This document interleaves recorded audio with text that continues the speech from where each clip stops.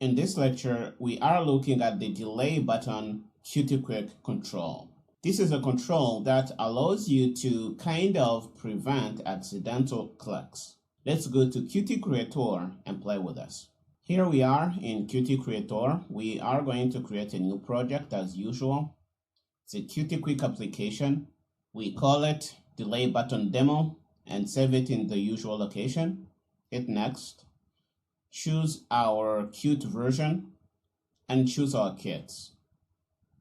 We change our title here to Delay Button Demo, and down here we put in a column component. We want to import Qt Quick controls.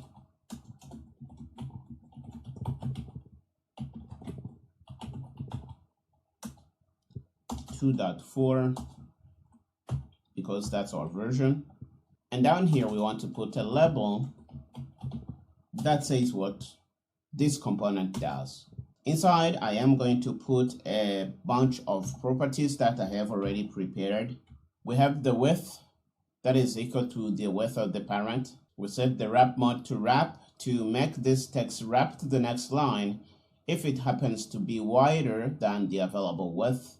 And we make the font a little bit bigger. You probably know all this. Down here, we're going to put a delay button, control. It has a lot of similarities to the usual button. So it has properties like text. We're going to call this delay button. How creative. We also want to put this in the center. So we're going to say anchors horizontal center, parent horizontal center. And we want to look at some specific signals from this delay button component. Select it, hit F1, go in full help mode. If you look at the description for this button, it is a checkable button that incorporates a delay before the button becomes checked and the activated signal is emitted. It basically is deactivated by default, and you have to hold it down to activate it, and it is activated after a given period of time. The period of time is specified in this delay property, and the progress says how far you have progressed in that time. We're going to come back to our code,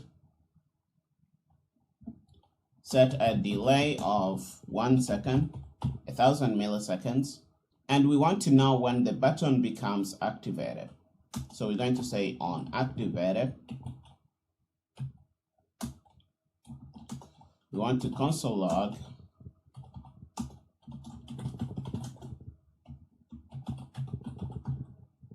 and we want to know the progress as well. If we go back to the documentation, you see there's a progress property here. We want to know it. So we have an automatic signal called on progress changed.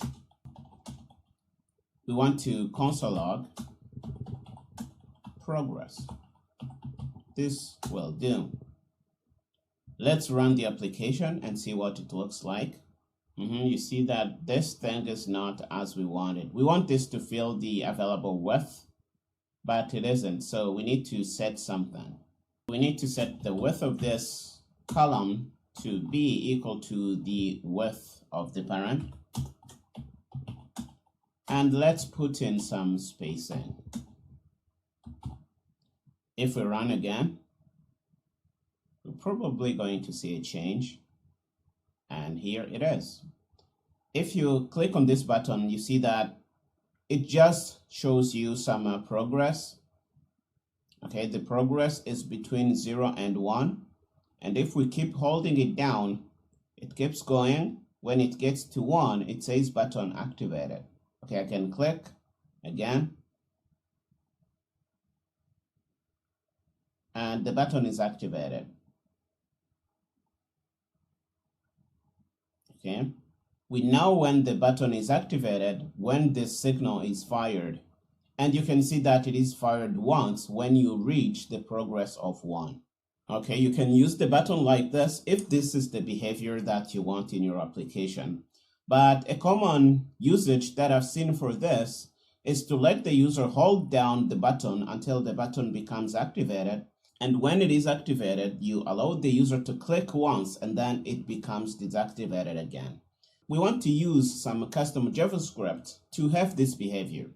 So what we're going to do is come to the top here and define a custom property. We're going to say property, we say activated, and we set this to false. We also want to handle the signal when the button is pressed. We want to check and see if the button is active.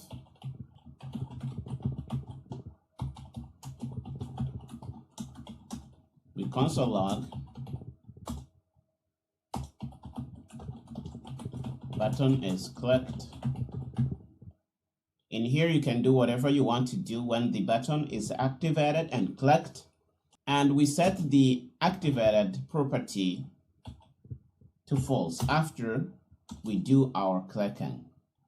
So we say false here. And when the button becomes activated, we want to set the activated property here to true.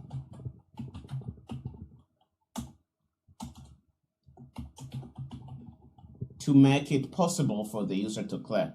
But as long as you click, it is going to become inactive again, and the clicks are not going to be handled because activated is not going to be true. I hope this makes sense. And we are still going to see our progress as we hold down the button. Let's run. Hold down this thing, and you see that when we release, the activated signal is not being fired. Okay, let's hold it down till the end. It says button is activated, but it is not clicked. We click, they say button clicked, and the progress restarts to 0. This is really all there is to the delay button. It is very easy to use in nature, but it can come in handy when you need something like this. In the next lecture, we're going to look at the dial control in Qt Quick. I'll see you there.